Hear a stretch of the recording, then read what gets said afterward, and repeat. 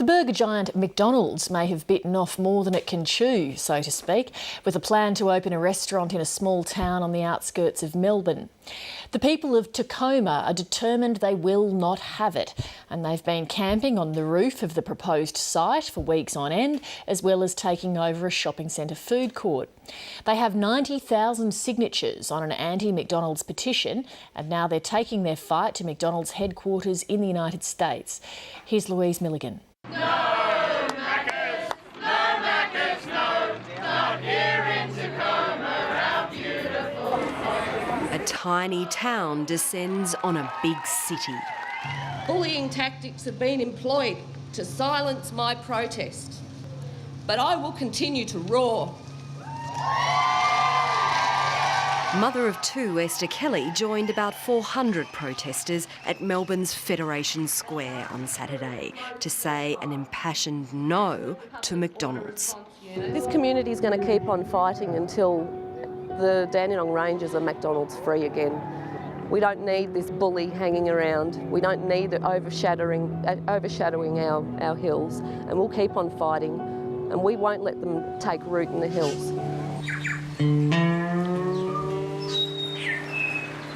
The hills she's referring to are the Dandenong Ranges east of Melbourne that surround the town of Tecoma, population 2,000, a sleepy tree change hamlet. It's a little leafy foothold in the Dandenongs. I've got echidnas living in my front yard. I've got kookaburras that wake me up every morning, so it's not your traditional suburb.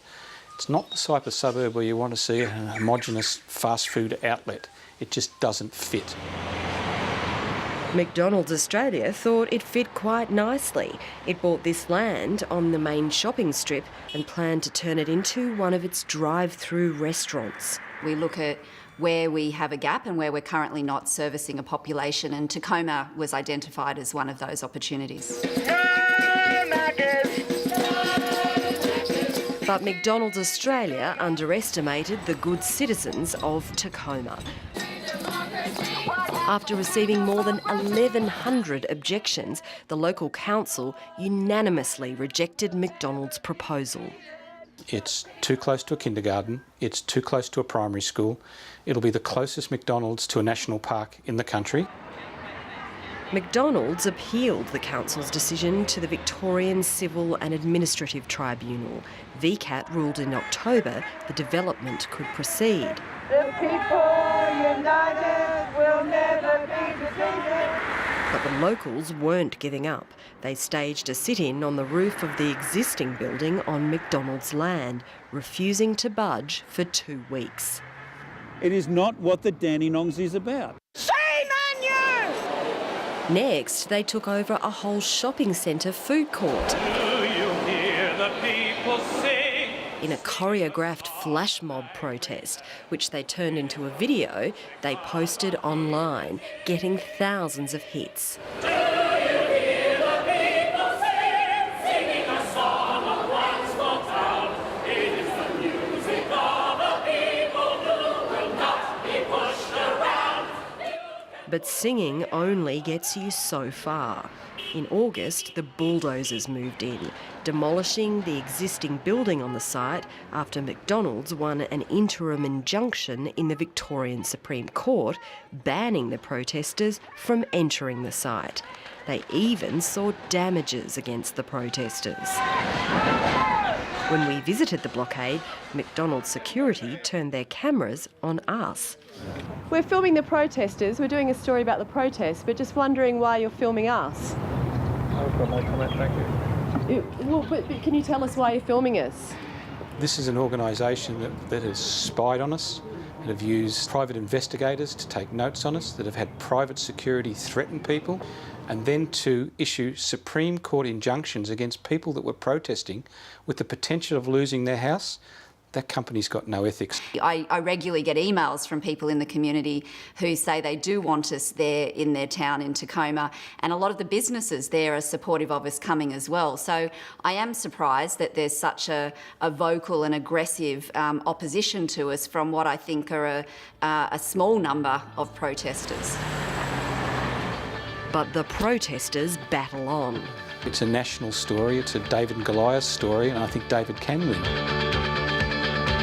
Now, Stop McDonald's Tecoma spokesman Gary Muratore is packing his bags, including his garden gnome for good luck. This is a small town that roared. And Gary Muratore is bringing Tecoma's small town battle to the big smoke.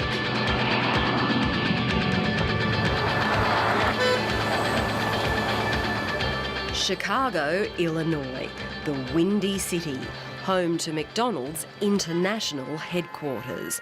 At the cost of nearly $25,000 late last week, Gary Muratore took out a full-page advertisement in one of the world's great newspapers, the Chicago Tribune.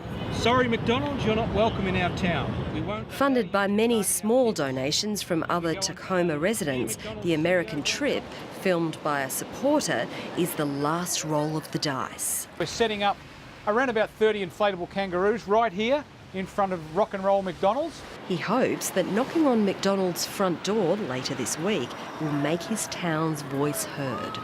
We've raised $40,000, which has allowed 4 of us to come here and hopefully present a petition to CEO of McDonald's, Don Thompson.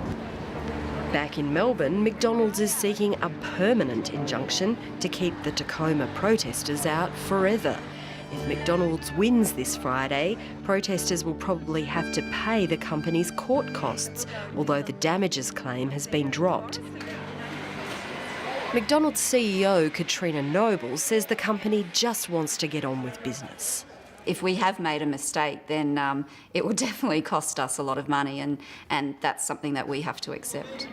Locals like Esther Kelly say even if McDonald's win, they're not going to stop fighting. I'll stand there and I'll tell the tourists to keep driving. Tecoma said no, and we will continue to say no, and we will make sure that McDonald's pays. For what they've done to our community, they have to pay.